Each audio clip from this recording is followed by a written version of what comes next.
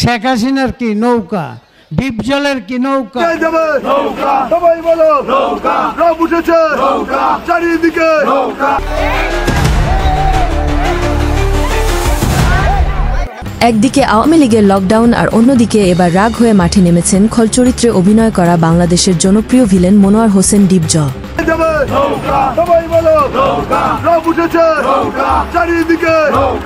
এই আওয়ামী লীগকে আবারও দেশে ফেরাতে আবারও মাঠে নামার পরিকল্পনা চালিয়ে যাচ্ছে এই খল অভিনেতা। গত 13 তারিখ আওয়ামী লীগের লকডাউনকে কেন্দ্র করে দেশের সাধারণ মানুষকে আওয়ামী লীগের কর্মী ভেবে গ্রেফতার থেকে শুরু করে অনেক অপমান করেছেন এই ছাত্র জনতা।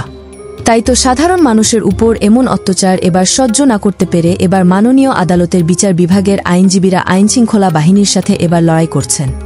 এমন একটি ভিডিও এবার সামাজিক মাধ্যমে বেশ ভাইরাল হয়েছে। চলেন সেই কাঙ্ক্ষিত ভিডিওটি একটু দেখে আসা যাক। আমাদেরকে জবাবদিহি করে যান, মেরে ফেলেন। একজন জিজ্ঞেস করেন স্যার, আমি বলি স্যার স্যার এই বাংলাদেশের নাগরিক স্যার অ্যারেস্ট করিনি স্যার, ওদেরকে নামাই দেন, অপরাধ নামাই দেন। এই সুপ্রিম কোর্টের সামনে থেকে এরকম ইনজাস্টিস করিয়েন না। না না না, আপনাদের একটা লিমিট মানতে হবে। করা হয়নি স্যার, স্যার স্যার আমাকে অ্যারেস্ট করুন, নামাই দেন। না না, ওদেরকে নিয়ে যান, নামাই দেন, সবাইকে নিয়ে যান, ওদেরকে নামাই দেন, ওদেরকে নামাই দেন। শুধু তাই নয়, আওয়ামী লীগের কর্মী ভেবে দেশের সাধারণ মানুষের সাথে যে অবিচার করা হয়েছে এর দায় কে নিবে, এটাই এখন বড় প্রশ্ন। এই দেশ কি আসলেই স্বাধীন দেশ হয়েছে, নাকি স্বাধীন দেশের নামে প্রতারণা করা হয়েছে দেশের সহজ সরল জনগণের সাথে?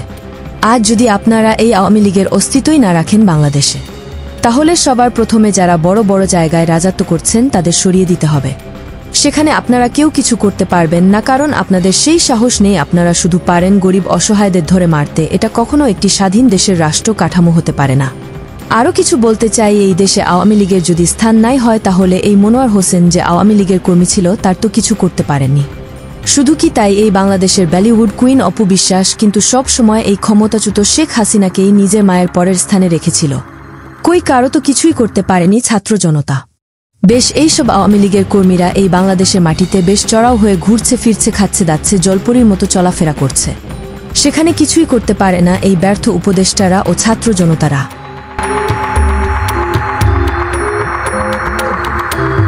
এই মহামারী থেকে বাঁচার জন্য আমাদের মাননীয় প্রধানমন্ত্রী, আমাদের মমতাময়ী মা মিস্টার শেখ হাসিনা, উনি আমাদেরকে অক্লান্ত পরিশ্রম করে ঠিকাদার কি করে হবে, আমরা কিভাবে সুস্থ থাকবো, কিভাবে আমরা খাদ্য বস্ত্র নিয়ে তারা আওয়ামী লীগের পিছনে লেগেছে। দেশে আওয়ামী লীগকে মারাত্মক গতিতে বসিয়ে আওয়ামী লীগের লকডাউন ঠেকানোর জন্য মাঠে নেমেছেন এই ছাত্ররা।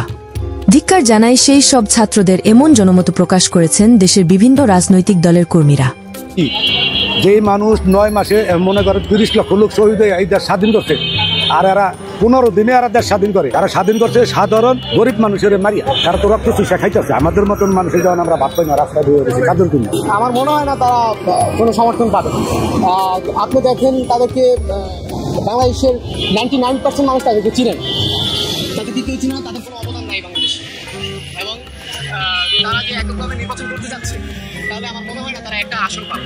আপনারা কি জানেন, এই খল অভিনেতা মনোয়ার হোসেন ডিপজল যা শুরু করেছে একজন অসহায় নারীর সাথে, আসলেই সেটা দুঃখজনক।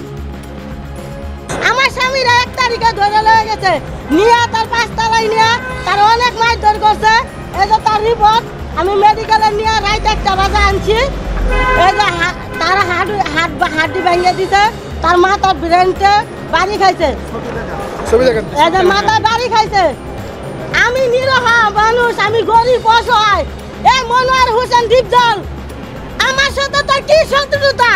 তারা কি গরিব বলেন বিচার পাবে না আপনাদের এই স্বাধীন দেশে? এইখানে যদি এই নারী কান্না করেও জীবন দিয়ে দেয়, তারপরেও কোনো উপদেষ্টা থেকে ছাত্ররা সেখানে যাবে না, কেননা তারা এইসব চোখে দেখে না। তারা দেখে শয়নের স্বপনে শুধু আওয়ামী লীগ।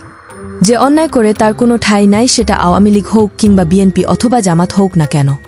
এই দেশ কারো বাপের না, এই দেশ আপনার আমার সবার। তাই এই দেশকে বাঁচাতে সবাই সঠিক সিদ্ধান্ত নিয়ে কাজে লেগে পড়ুন।